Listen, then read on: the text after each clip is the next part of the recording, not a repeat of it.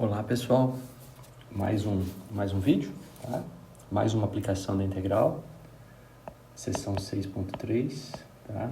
Seção 6.3 a gente vai falar um pouquinho de cálculo de volumes agora com uma estratégia um pouco diferente da que a gente viu no vídeo anterior, seção 6.2, tá? Por que a gente vai querer ver uma estratégia diferente, tá?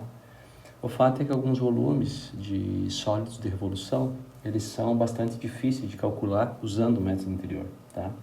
Por isso que essa técnica vem ajudar bastante. Qual usar? Depende do problema. E claro, dependendo do problema também, ou dependendo do volume que a gente quer calcular, as duas estratégias são semelhantes. Mas tem casos que o cálculo se torna muito simples e usando a outra, para o mesmo problema, o cálculo se torna muito difícil, né? Um trabalho muito árduo. Ok? Então, essa seção aqui, o título dela é volume, ou volumes, né? Por cascas cilíndricas. Tá? E como eu falei que alguns volumes, né? O cálculo de alguns volumes usando a estratégia anterior eventualmente não é muito agradável, né? Não é muito fácil, é mais difícil. Só vou colocar um exemplo para vocês então, tá? O exemplo aqui, vamos considerar essa função aqui, ou essa região aqui, que eu tenho x, que eu tenho y, tá? E vou pegar a seguinte região, essa aqui, ó. Tá? Pensa nessa curva aqui. Essa curva é exatamente o gráfico dessa função aqui. E aqui eu estou supondo o intervalo 0,2, tá? Se você pegar x igual a 0 e o y é 0, se você pegar x igual a 2, o y também é 0. Tá? E vamos supor que eu tenho essa região aqui. Tá? Essa região amarela aqui. Beleza? E essa região, obviamente, que se eu quiser rodar ela em torno do eixo x, o cômputo fica simples. Tá? Eu teria o formato tipo de se fosse fazer essa rotação em torno do eixo x, né? Ficaria tipo o formato aqui de sei lá, tipo um sólido aqui que parece uma fruta, tipo um figo, ok? Não sei se é o caso, se o exemplo ficou bom, né? Então, calcular o volume desse sólido seria relativamente simples, né? Por que seria relativamente simples? Porque eu vou pegar seções desse jeito, né? Então, eu vou pegar esse cara aqui e vou rodar. Ok? Então, nesse caso, se a gente fosse fazer essa conta usando a estratégia da seção anterior, o cálculo ficaria bastante simples, tá? E só dizer aqui o que a gente faria, né? Seja dado um x aqui entre 0 e 2, a gente pega essa medida aqui, certo? Essa medida é exatamente 2x² menos x ao cubo. Essa medida aqui eu rodo ela, então vou ficar aqui com uma seção circular, exatamente com esse raio aqui, 2x menos x ao cubo. Então, como que funciona o cálculo desse volume, né? Então, eu vou pegar 2x² menos x ao cubo, né? Vou pegar esse cara aqui, vou elevar ao quadrado e multiplicar por π. Quando eu faço isso, eu tenho exatamente a área desse disco. Perfeito? Agora, eu vou multiplicar por dx e vou somar isso de 0 até 2. Isso seria esse volume. Então, o cômputo é simples, né? Eu não preciso de outra estratégia. Agora, é claro, aqui fazer essa conta é relativamente simples, porque se você abrir esse polinômio aqui tem grau 6, tá? Abrir ele, achar primitivo, um polinômio de grau 7, e computar no 2 e computar no 0, fazer a diferença e acabou, já tem o volume. Tá? Vocês já perceberam que, às vezes, gerar superfícies ou sólidos bacanas em máquina, muitas vezes a gente faz eles a partir da revolução de alguma região plana conhecida, tá? Então, o que a gente está falando aqui, né, essa parte de sólidos de revolução é uma parte bem bacana, tá? Para você, eventualmente, tentar lidar com sólidos legais, por exemplo, em computador, tá? Mas, enfim, não é esse o problema, tá? Por que não é esse o problema? Primeiro, eu mostrei para vocês um problema fácil. Agora, vamos pegar um problema um pouquinho mais chato. E eu vou explicar quais são as dificuldades, tá? Então, olha só, em vez de rodar em torno do eixo X, eu vou rodar em torno do eixo Y. Ok? Então, essa região aqui, ela vai dar uma volta completa em torno do eixo Y. Vai ficar um sólido aí curioso, né? Tipo, sei lá, um formato de uma bacia, né? Ok? Não sei se isso está bastante claro, né? Mas, enfim, você vai pegar esse cara aqui e vai dar uma volta completa. Ok? Essa é a estratégia. Isso vai dar um sólido. Só que observa, agora para calcular o volume desse sólido, o que a gente vai ter que fazer? Né? Coisas aqui que são difíceis agora. Primeiro, aqui eu tenho zero, né? Eu vou ter que pegar um Y aqui, tá? Vamos pegar um Y aqui. E eu vou ter que primeiro rodar esse segmento aqui, ó. Certo? Desde aqui até aqui. Então, a primeira coisa, eu vou ter que rodar esse segmento aqui. Certo? Para cada Y que eu pego aqui, ó. E aí vem uma pergunta, da onde até onde? Eu vou ter que ir desde o zero até esse ponto máximo da função, né? Máximo extremo global aqui, né? Máximo global da função no intervalo 0,2. Então, uma primeira coisa que eu vou ter que calcular,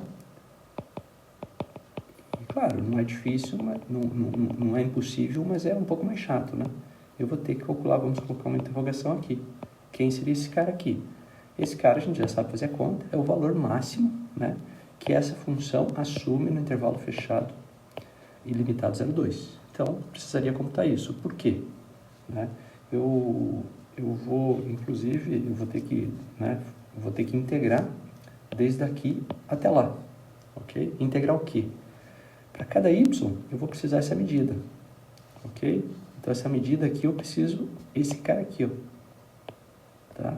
Vamos pegar esse cara aqui e chamar de outra interrogação, ok? Que eu não sei. Tá? Então, vamos pegar aqui, isso aqui é uma outra interrogação. Né? Duas interrogações, então, ok? E mais do que isso, né? Bom, se eu rodar esse cara aqui, daí eu vou ter um disco circular. Só que eu vou ter que subtrair essa parte aqui, né? A rotação dessa parte. Então, vamos pegar aqui essa parte aí, vamos pintar de vermelho, tá? Eu vou ter que tirar essa parte aqui, ó. Tá? Por quê? Porque essa parte vazia que vai ter aqui no meio, né? Vai ter aqui no meio, ok? Então, observa, esse cara aqui é uma terceira interrogação, ok? Então, para cada y, eu vou ter que achar o x, ou seja, eu tenho que isolar o x aqui. E observa que quanto x tem para cada y, né? Pelo menos 2, ok? Nesse caso, se você pegar um y, né? Bom, se você pegar um y entre 0 e esse valor máximo da função, para cada y aqui, pelo menos tem esse cara e esse cara. No intervalo 0,2 tem 2, e eu preciso achar eles. Então, eu tenho que resolver um problema chato. Tá? Não é simples você isolar o x aí, tá? Até mesmo porque você tem mais do que uma solução. Então, aí complica bastante. Tá? Ou seja, a técnica que a gente viu na seção 6.2, para esse caso aqui, é bem desconfortável. Tá? O que eu vou fazer? Felizmente, a gente tem uma estratégia bacana para resolver esse tipo de problema. Tá? E é o que eu vou fazer agora. Tá? Seria uma segunda estratégia. Ok? E essa segunda estratégia é baseada no seguinte. Aí eu vou explicar para vocês o que significam as cascas cilíndricas, né? Na seção 6.2, essa questão aqui de que para cada y, né, eu rodar esse cara aqui, quando você roda esse cara aqui, você tem um disco circular, né? E a gente pega esse disco circular, calcula a área dele e dá uma altura infinitesimal ele de tamanho dx, né? E o que a gente está dizendo aí? Que a gente está compondo o volume por cilindros maciços, né? Com uma altura infinitesimal de x, ok? Obviamente, com o raio da base, ele depende desses caras aqui, desse cara e desse cara aqui. Observe que se eu mudar o y, por exemplo, esse y, eu vou precisar esse cômputo aqui e vou precisar esse cômputo aqui. Por quê? Eu vou rodar isso para ter o maciço e depois retiro essa parte interna aqui, tá? Agora, a estratégia por cascas cilíndricas primeiro a gente vai ver como que é o volume de uma casca cilíndrica, escrever ele de uma forma adequada, ok? E depois a gente vai ver como que fica o volume de um sólido de revolução quando você usa essa estratégia, tá? Então, vamos lá. tentar explicar para vocês aqui o volume de uma casca cilíndrica, tá? Então, vamos supor aqui que a gente tem uma casca cilíndrica. Vamos tentar desenhar aqui. Esse é o grande problema sempre, né? Então, tem uma circunferência com um raio maior e uma circunferência com um raio menor. Até que ficou bom, ok? Então, vamos colocar o centro delas, ok? Vou fazer o seguinte, esse raio maior aqui, vou chamar de R1, tá? E vou colocar de outra cor o raio menor, perdão, para usar a mesma notação do Stewart, o raio maior eu vou chamar de R2, tá? E o raio menor eu vou chamar de R1, perfeito? E claro que eu estou interessado numa casca cilíndrica, então a gente está interessado nessa região aqui, tipo uma rosquinha, né? Uma rosca circular aí. E obviamente que o meu cilindro tem uma altura H aí, tá? Se a gente quisesse incluir aí uma certa altura, vamos pegar uma outra cor, verde, é como se o meu cilindro aqui tivesse uma certa altura H, tá? Então, exatamente o que é esse cilindro com base sendo um anel, né? Na verdade, é uma casca cilíndrica, ok? É um empilhamento desses anéis, né? Empilhamento de que tamanho, de que altura? Altura H. Eu espero que vocês estejam enxergando a casca cilíndrica, tá? Agora, o que eu quero fazer de conta aqui é o seguinte, qual seria o volume da casca cilíndrica? Né? Então, vamos colocar aqui o volume da casca, tá? Essa casca aqui. Essa casca aqui, tá? Então, observe, o que eu vou fazer? Eu vou primeiro pegar o volume de um cilindro com base circular de área com base circular de raio R2, ou seja, o raio maior aqui, ok? Vou pegar o cilindro maciço. Qual o volume de um cilindro? É exatamente a área da base, então vai ser exatamente π vezes R2 ao quadrado, certo? Só que eu vou multiplicar pela altura. Então, esse número aqui é o volume do cilindro circular maciço de altura H, certo? E base com raio R2. Agora, o que eu preciso fazer? Eu preciso sacar essa parte interna aqui, ó, que é um outro cilindro, certo? Com raio circular, com base circular, perdão, raio circular não, né? Com base circular e raio R1. Então, quanto vai ser isso? Exatamente π R1 ao quadrado vezes H. Ou seja, a área da base vezes a altura. Só que agora eu vou ter que subtrair as duas coisas. Então, essa é a fórmula do volume de uma casca circular. De uma casca cilíndrica, não uma casca circular. Desculpa aí. Tá? Então, o volume de uma casca cilíndrica é dado por isso. Agora, o que eu vou fazer? Eu vou tentar melhorar essa conta aqui para atender o que a gente quer fazer no curso ou na sessão. Tá? Então, como que a gente vai fazer? Eu vou pegar o π aqui, tá? Vou colocar em evidência, o H também, só que eu vou colocar aqui R2 menos R1 ao quadrado. Ok? Então, eu escrevi isso desse jeito. Agora, observa que o R2 ao quadrado menos R1 ao quadrado é uma diferença de dois quadrados, né? Eu posso escrever isso como π R2 mais R1, R2 menos R1, vezes H. Ok? E, claro, ainda eu vou fazer mais alguma coisinha aí. Eu vou pegar esse cara aqui e vou dividir por 2. E, obviamente, vou ter que multiplicar por 2 para a igualdade se manter. Ok? E agora, a gente vai escrever isso desse jeito. 2π. Vamos colocar aqui R1 mais R2 sobre 2. Vezes H vezes R2 menos R1. Ok? O que a gente tem aqui? Tá? O que a gente tem aí? Essa é a parte interessante. Vamos lá. Esse cara aqui, ó, o que é o R1 mais R2 sobre 2? É o que a gente chama de raio médio. Tá? Em vez de trabalhar com R1 e R2, eu vou lá, olha aqui no desenho, tá? Vou marcar aqui raio médio. O que é o raio médio? É o raio que vai desde aqui da origem até o anel médio aqui, né? Ok? Essa circunferência média aqui, ó. Você tem uma circunferência média aqui que passa bem no meio aqui, ó. Tá? Ok? Tentando fazer esse desenho aqui. Tá? Beleza? Então, olha só. Esse cara aqui, eu estou chamando de R barra, que é vamos colocar aqui, marcar ele aqui. É o R barra. Perfeito? Agora, o que é o H? O H é a altura do cilindro. E o que é o R2 menos R1? O R2 menos R1, olha aqui no desenho, né? É exatamente essa medida aqui, ó. Ok? É a espessura, né, de certa forma, da sua casca cilíndrica, que muitas vezes a gente chama aqui de ΔR. Ou seja, o que a gente acabou de concluir? Que eu posso pegar uma casca cilíndrica e calcular o volume da seguinte forma: 2πr barra. O que é 2πr barra? Olha essa circunferência aqui, ó, tá? Essa circunferência média aqui. Qual o comprimento dela?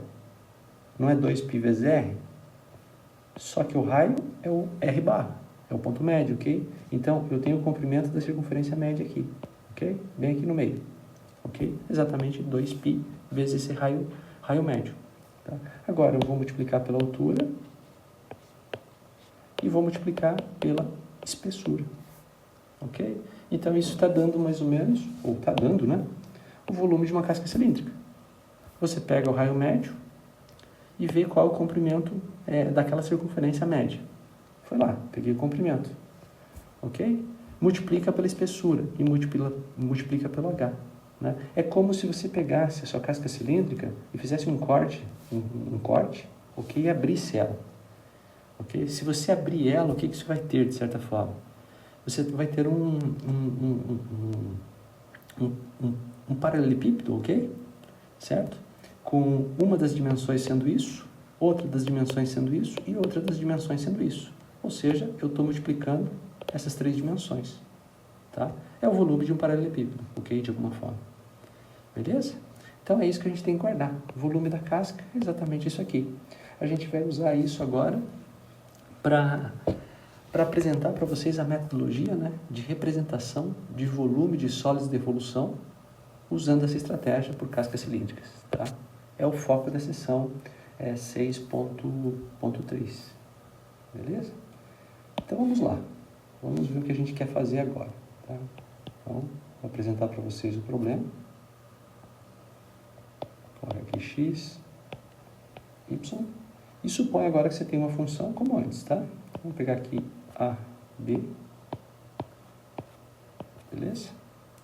E eu tenho uma função f que é contínua em AB, como a gente fez na sessão anterior, né? E o que eu vou supor também é que f de x é não negativo em AB. Esse é o protótipo, ok? Então agora eu vou pegar aqui uma função, uma possível função. Vamos supor que seja essa daqui. Tá? Essa é a função f.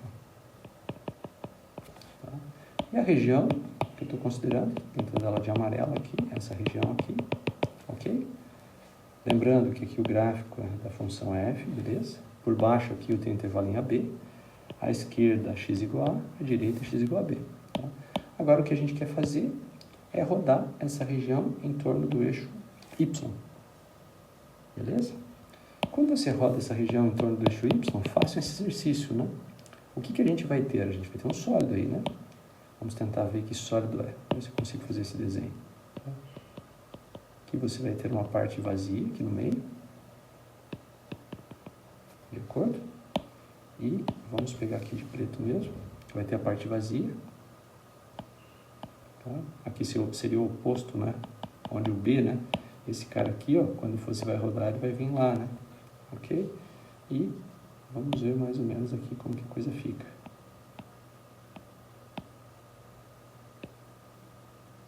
O desenho não é muito bom, tá, gente? Mas o que eu quero que vocês observem é a ideia, tá? Então aqui e tal. E aqui você tem o miolo, né? Esse miolo aqui, essa parte central está vazia, né? Então estou pegando essa região aqui e dando uma volta completa. Observe que aqui, ó, eu tenho uma circunferência também, ok? Tem uma circunferência também, tá? E aqui também, né? Perfeito? Eu espero que vocês tenham observado mais ou menos que sólido que a gente está considerando aí. Beleza?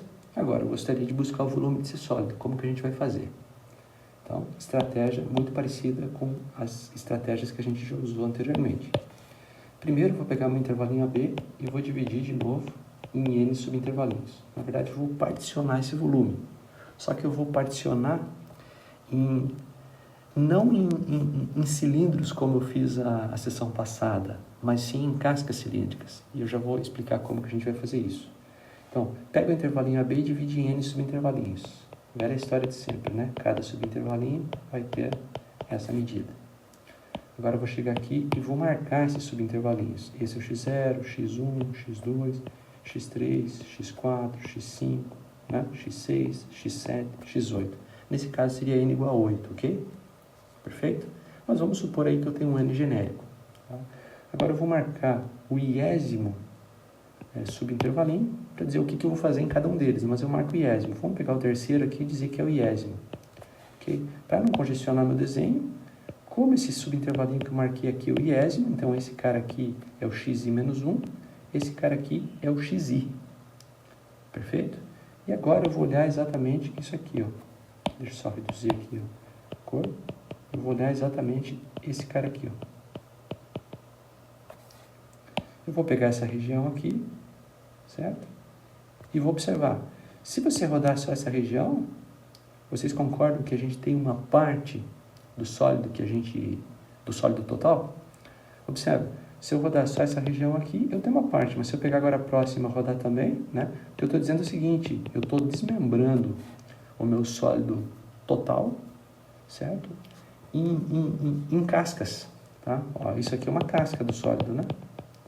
Ok? A mesma coisa aqui, ó, se você pegar essa casca aqui, ó, ok? Você vai ter, né, uma outra.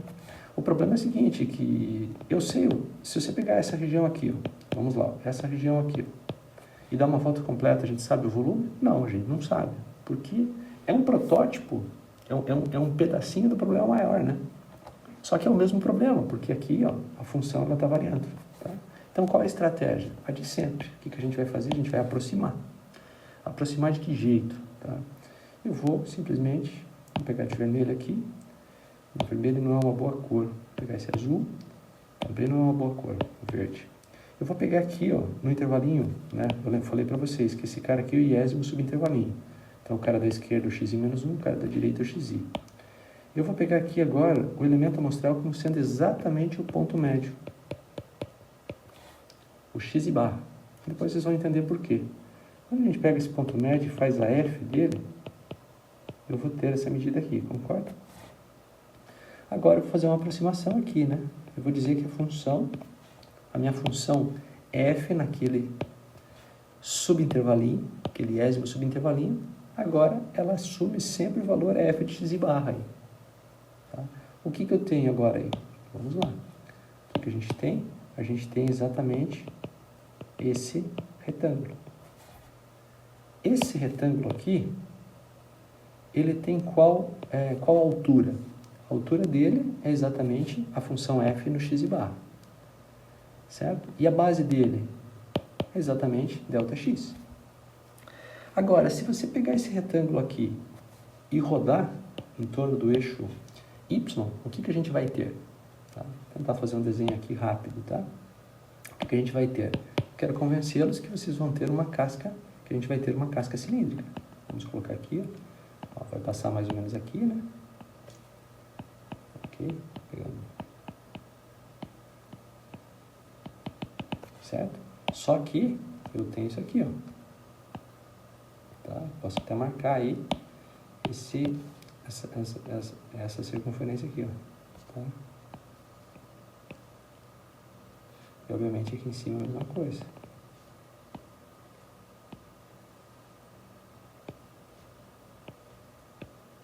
Ok?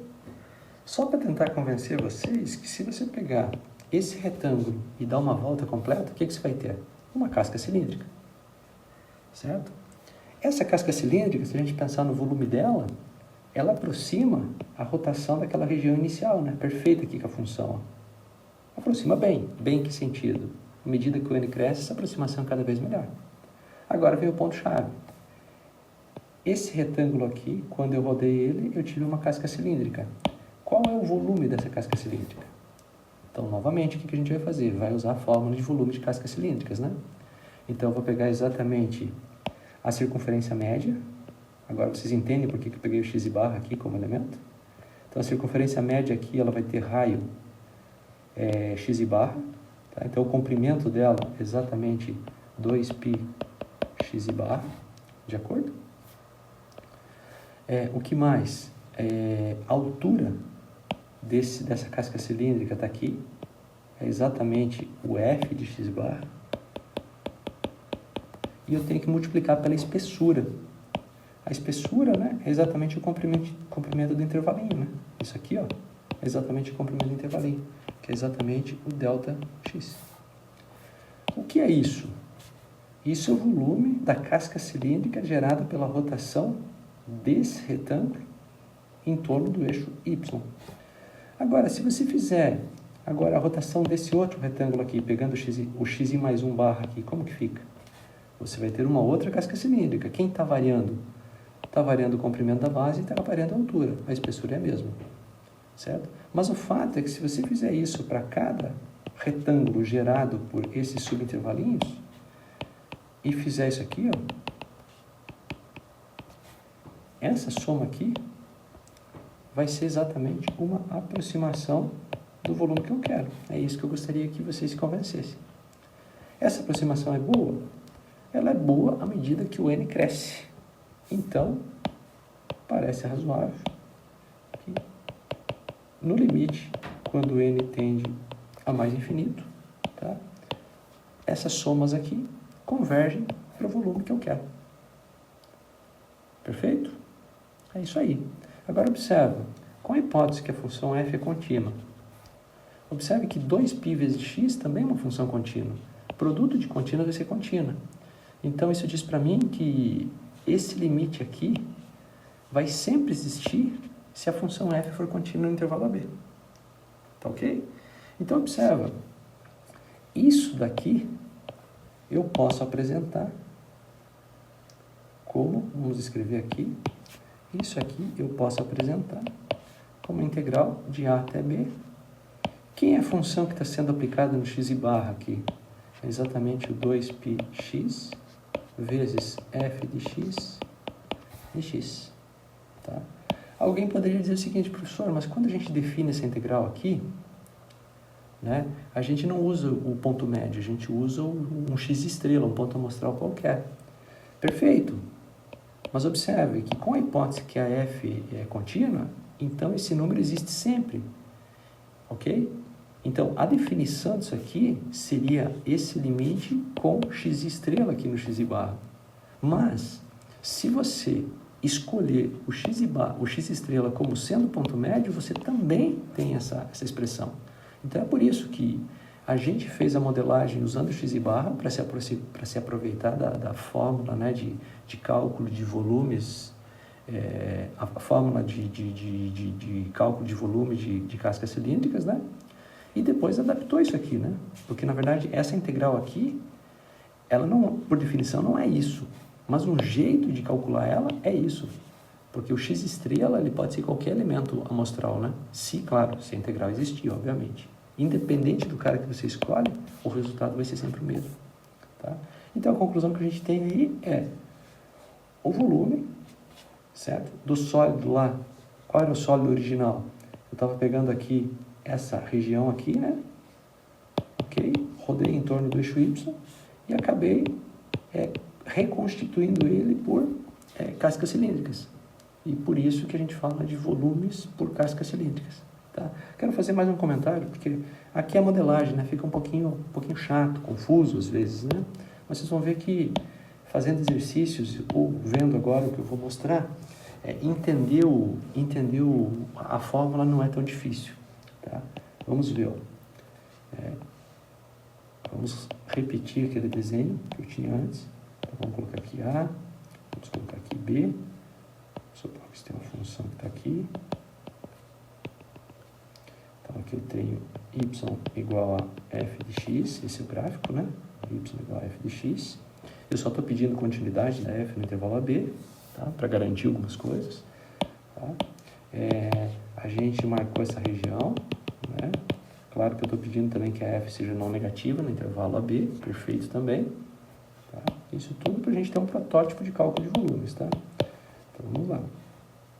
A gente viu há pouco, então, que o volume, se você resolver rodar essa região em torno do eixo Y, então rodar essa região aqui em torno do eixo Y, você vai ter um sólido aqui, né, que a gente já viu que ele vai ficar vazio no meio, perfeito? É quase como, imagina aí uma câmara de pneu. O que é uma câmara de pneu? Na verdade, você roda uma circunferência em torno de um eixo, né? Ok? É mais ou menos isso. Quando você roda isso aqui em torno do eixo Y, vai ficar esse vazio no meio, né? É como se tivesse uma câmara de pneu, perdão, certo? Onde as seções transversais da câmara seriam essa região, ok? Mas de qualquer forma, então, o que é o volume? O volume é a integral de A até B de 2πx f de x dx. A gente sempre tem que entender essa expressão, tá? Para adaptar ela ao problema que a gente vai resolver, ok? Então, observa aqui uma coisa importante. Agora eu vou marcar o que é importante aqui, tá? Primeira coisa, você pega um x no intervalo AB, ok? Na verdade, eu vou ter que somar isso para todo o x no intervalo AB, mas vamos pegar um e ver o que está acontecendo. Então, eu vou pegar esse x aqui, ó. Peguei o x no intervalo AB. O que é 2πx? Então, vamos marcar aqui. O que é 2πx? 2πx é exatamente, ó. Perdão. Eu quero pegar um canetão mais fino.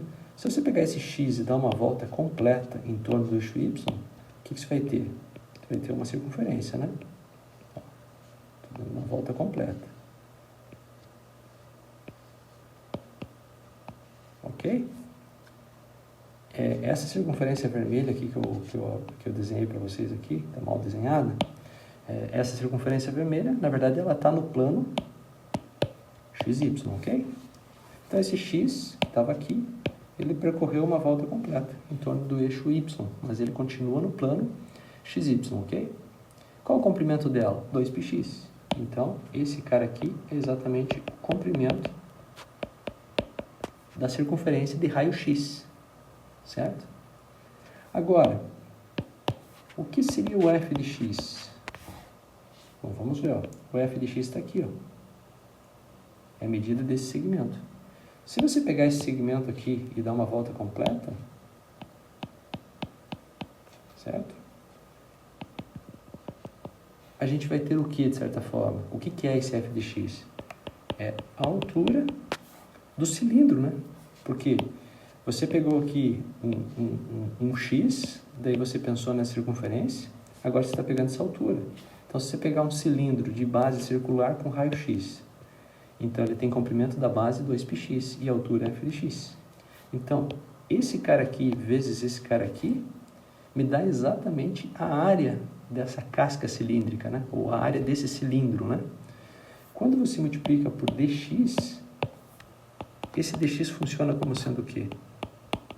A espessura. Então, na verdade, a gente costuma dizer que isso aqui é um elemento de volume, tá? Porque você tem um comprimento, uma altura e uma espessura, tá? Isso daqui é o volume de uma casca cilíndrica circular, com o raio da base sendo x, altura sendo f de x e espessura sendo dx. Se você soma tudo isso de A até B, você está compondo o volume do sólido de revolução que a gente estava estudando. Porque se você variar o x aqui, você está pegando e rodando todo mundo aqui, ó.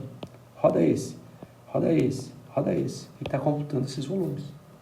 Então, a essência da expressão, mais do que ser uma fórmula, é você reconhecer os componentes que estão nessa fórmula de cálculo de volumes, tá? Por cascas cilíndricas.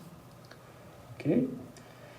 Sempre lembrar que se você quisesse fazer esse cômputo aqui, usando a metodologia da seção 6.2, né? Ok? O cômputo seria diferente, né? Lá na seção 6.2 a gente obrigatoriamente teria que fazer isso aqui, ó. Primeiro, eu vou ter que ir do zero até esse valor máximo, né? Que nesse caso seria f de A, ok? E para cada y, eu vou precisar saber quem é essa medida para rodar ela toda, e depois eu vou precisar saber quem é essa medida aqui, para descontar essa parte do meio. E tem mais um problema. Se você pegar esse y, observa, ó, essa medida aqui está fácil, né? É o próprio b. Então, para esses y aqui, ó, até aqui, certo? É sempre o b, beleza? Mas daqui para cima, agora a medida começa a variar. Então, para cada y você tem que saber o x, você vai ter que inverter a função, tá?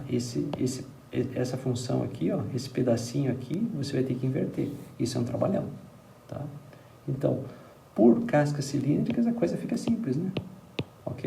Eu faço sempre desse jeito. Tá ok?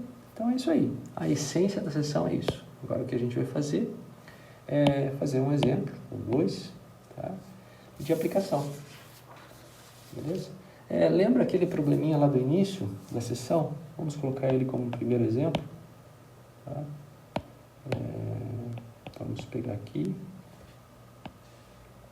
Aqui eu tenho y, perdão, y não. Aqui eu tenho x, aqui eu tenho y. Tá? E o gráfico da função era mais ou menos assim, da curva, né? Aqui é o 0, aqui é o 2, e y era 2x² menos x ao cubo. Tá? Se vocês tiverem alguma dúvida, isso é um bom exercício, tá? Fazer o gráfico dessa função sem usar GeoGebra, tá? Isso é um belo exercício e é simples, tá? Só que eu estou interessado no gráfico aqui só no intervalinho 0,2. Por quê? Eu estou pegando essa região aqui, ok? Essa função, obviamente, vai ser positiva nesse intervalinho, tá? E o que eu quero fazer agora é rodar essa região em torno do eixo y, uma volta completa, ok? E saber o volume, tá? Para fazer isso agora, se a gente entende a metodologia, né? Vamos marcar aqui. Eu vou pegar um x aqui, entre 0 e 2, e vou olhar essa medida aqui, ó. A parte boa é que essa medida eu já tenho explicitamente aqui, né? O y é a função de x, então fica fácil. E quem eu vou rodar agora? Vamos lá. Eu vou rodar esse segmento verde aqui, uma volta completa, certo? Quando você faz essa volta completa, o que você vai ter? Você vai ter um cilindro com base circular e raio x, ou seja, eu já sei o comprimento dela, é 2πx, tá? A altura, o comprimento da base, então, do cilindro eu sei, né? A altura é exatamente essa medida, que é 2x² menos x ao cubo. Vou multiplicar por dx, é como se eu estivesse dando uma espessura, certo? Isso é um elemento de volume, só que agora eu vou fazer isso para todo x agora, no intervalinho de 0 até 2. Então, para esse x, eu vou rodar esse cara. Eu tenho um outro cilindro com uma outra altura, certo? E um outro raio da base. Perfeito? E agora, o volume nada mais é do que acumular isso aí no intervalo de 0 até 2. Pronto, isso é o volume. Talvez seja a parte mais chata, porque agora é fazer contas. Tá? O 2π sai, integral de 0 até 2. X vezes 2x ao quadrado é 2x ao cubo, menos x vezes x ao cubo é x na quarta. Vejam que o problema ficou simples, né? Porque as funções, ou a função envolvida é muito simples. Então, 2π, primitiva de x ao cubo é x à quarta sobre 4. Então, aqui vai ficar x à quarta sobre 2, né? Já descontei o 2. Menos x à quinta sobre 5, calculado de 0 até 2. O que eu tenho aqui? 2π. Lembrar que essa função aqui, no ponto 0, se anula. Então, o volume vai ser exatamente 2π vezes essa função no ponto 2. Então, vamos lá. 2 à quarta é 16. Ou 2 à quarta sobre 2 é 2 ao cubo, né? Que é 8. Menos 2 à quinta, que é 32, sobre 5. Tá? Quando eu faço contas, por exemplo, cálculo de volume, eu espero um resultado positivo. Se o resultado é negativo, tem algo errado. Tá? Então, vamos lá. 8 vezes 5 é 40, 40 menos 32 é 8, tá? Então, o que eu tenho? 8 vezes 2 é 16, 16π sobre 5, né?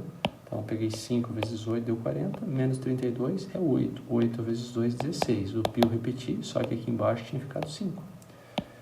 Unidades de volume, ok? Então, é isso aí, tá? Aqui eu não fiz o desenho, obviamente, mas se você quiser entender um pouco o que é esse sólido, né? Tá? Aqui ele vai seguir aqui, né?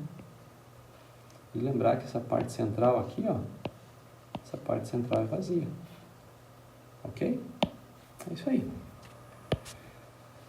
E para fechar, vamos fazer um outro exercício, só que eu vou escolher agora uma região para rotacionar ela. E eu vou fazer a conta usando as duas formas, tá?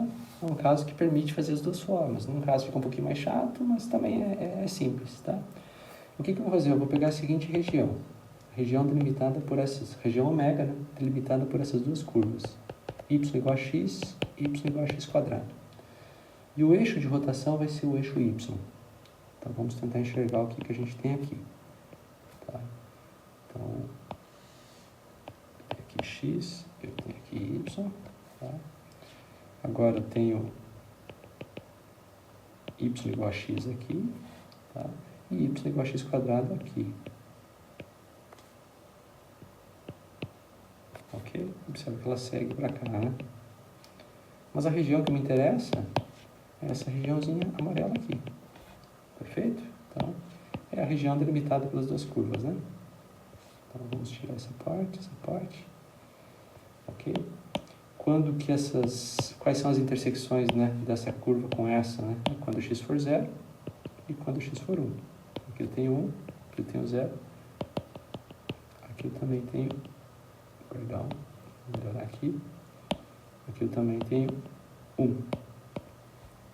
De acordo? Só que agora vamos marcar o eixo de rotação, é o eixo y. Fica uma figurinha curiosa, né? Quando você roda essa região aqui em torno do eixo y, em teoria você vai ter alguma coisa aqui com essa parte central vazia, né? Vamos ver se consigo fazer aqui. Então, vamos lá. Aqui.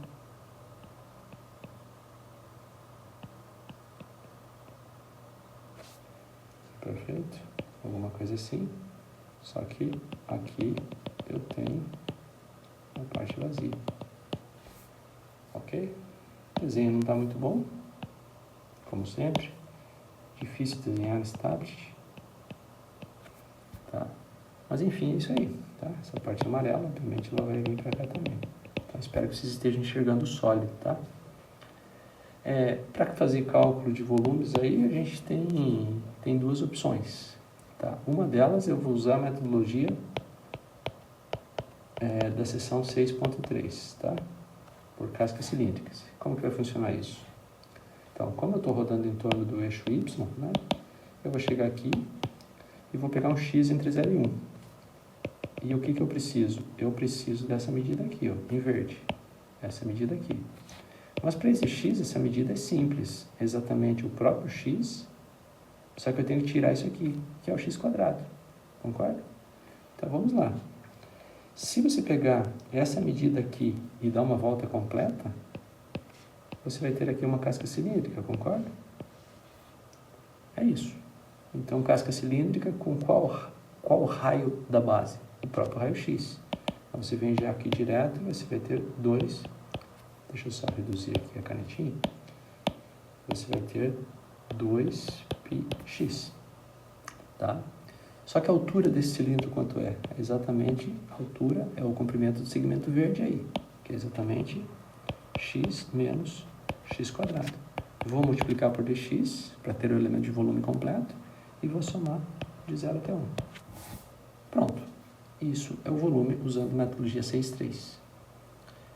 Se você tentar buscar o volume usando a metodologia 6.2, vamos tentar escrever isso aí. Como que ficaria? Tá o x, né? Como ficaria o volume usando a metodologia 6.2? Então a coisa muda um pouquinho agora, né? Então vamos lá, vou pegar uma outra caneta aqui, pode ser vermelha, tá? E o que eu vou fazer agora? Você vai ter que pegar aqui no intervalo 0,1 agora, ok? Porque você está rodando em torno do eixo y, né? E vou pegar um certo y aqui agora. Por exemplo, vamos pegar esse y aqui, ó. Tá? Y aqui. Quem que eu preciso? Eu preciso dessa medida aqui primeiro. Eu vou rodar essa medida aqui antes. Então, vamos lá. Essa medida aqui, quanto é? Eu preciso saber essa medida vermelha. né? Ou seja, quem é esse x aqui. Então, vamos apagar esse verdinho, que ele já não é mais útil para a gente, tá? Um pouquinho. Ok? E vamos apagar aqui também. Então, olha só. Eu preciso saber esse x, né? Mas aqui eu estou com a curva y igual a x quadrado, né? Então, se aqui eu tenho y, esse cara só pode ser raiz de y, porque ele é o quadrado da y, tá? Esse cara aqui é o raiz de y. Então, esse segmento vermelho aqui tem tamanho raiz de y. Então, o que eu vou fazer? Eu vou rodar ele. Como que faz, então? Então, vamos lá.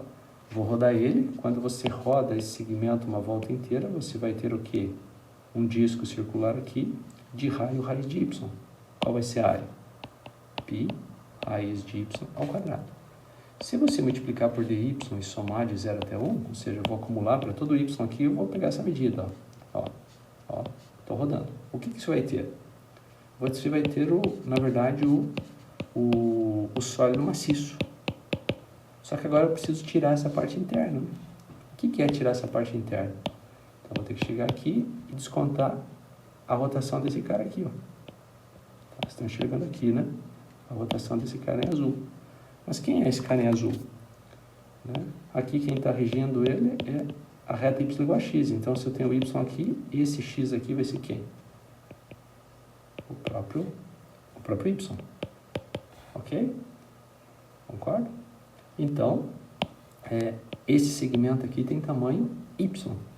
Se você rodar ele, você vai ter essa circunferência aqui, esse disco, né? Com raio y. Então, o que tem que ser feito? Pega π y quadrado, que é a área dele, dá uma espessura e soma de 0 até 1. Só que eu tenho que subtrair os dois. Beleza? E tem que ter cuidado aqui, tem muito aluno que erra isso. Aluno, aluna, né? Que ele pega o raio maior e desconta o raio menor. E daí faz a diferença dos dois, raiz de y menos y ao quadrado, multiplica por π e faz as contas. Isso está errado. Não é o mesmo sólido, ok? Então tá ok, o que eu fiz? A menos de erros aí, né? Eu acho que não tem. A gente pegou o mesmo volume, escreveu desse jeito e desse jeito, tá? Para finalizar aí, eu acho que vale a pena fazer a continha, tá? Então vamos ver aqui, quanto que é essa continha? Isso está bem simples, né? É 2π. Observa que aqui eu tenho x vezes x ao quadrado, cuja primitiva, x ao cubo sobre 3, menos x vezes x quadrado, x ao cubo, primitiva, x à quarta sobre 4. Tudo isso calculado de 0 até 1. Qual a conclusão? Essa função no ponto 0 se anula, sobrou ela no ponto 1. Então vai ficar, 2π é 1/3 menos 1/4. Isso dá quanto, né? Aqui eu tenho 4 menos 3 dá 1. 1 vezes 2 é 2. Então eu tenho 2π sobre 12, ou seja, π sobre 6 unidades de volume. Ok? Então, a rotação dessa região aqui, ó, dessa região, em torno do eixo y, me gera um sólido, cujo volume é exatamente π sobre 6 unidades de volume. Ok? Vamos agora só fazer a continha aqui embaixo, para ver o que a gente tem. Tem π, raiz de y ao quadrado é y, então tem y quadrado sobre 2 como primitivo, calculado de 0 até 1, menos π, primitiva de y quadrado, é y ao cubo sobre 3, calculado de 0 até 1. Novamente, essa primitiva no 0 dá 0, essa primitiva no 0 dá 0. Então, eu me preocupo só com a primitiva no 1. Então, o que eu tenho aqui? Eu tenho π vezes meio menos π vezes 1/3. Ou seja, eu tenho π que multiplica meio menos 1/3. Ou seja, π vezes 3 menos 2 é 1 sobre 6. Ok? Então, esperava a mesma resposta, obviamente. Só que lembrando que eu estou acumulando esses volumes de formas diferentes. Tá? É isso aí, gente. Eu acho que a ideia foi dada. Acho que ficou um vídeo até um pouco longo, tá? Mas as aplicações são assim. Sempre estuda a aplicação. aquela ideia de pegar o problema maior e reduzir, né? Dividir em N subproblemas e daí fazer as continhas aproximando e tomar limite, isso é bem frequente, na engenharia principalmente, tá? E depois de posse das fórmulas, a gente sai fazendo continhas, né? Vocês percebem que a aplicação do teorema fundamental para essas regiões aqui, por exemplo, é bastante elementar, porque as primitivas são elementares. Tá? E lembrando que sólidos desse tipo, lá no ensino médio, a gente não trabalhava de jeito nenhum. Ok? Mesmo sólidos básicos, por exemplo, o volume de uma esfera, né? Raramente, eu acho que ninguém demonstra lá no ensino médio. Aqui a gente vê que é uma conta simples, verificar que o volume de uma esfera é exatamente 4/3 de π, o raio da esfera ao cubo. E isso é exatamente pensando ele como uma revolução de uma semicircunferência ou 1/4 de uma circunferência em torno de um eixo que você escolhe. E com contas bastante simples, né? Isso mostra, de certa forma, o poder do cálculo, né? Que é um conceito que não é tão antigo, ele é recente, né? Tá? 350 anos mais ou menos, tá? Enfim, é isso aí. Ainda teremos novas aplicações, tá? Nos próximos vídeos. Até o próximo.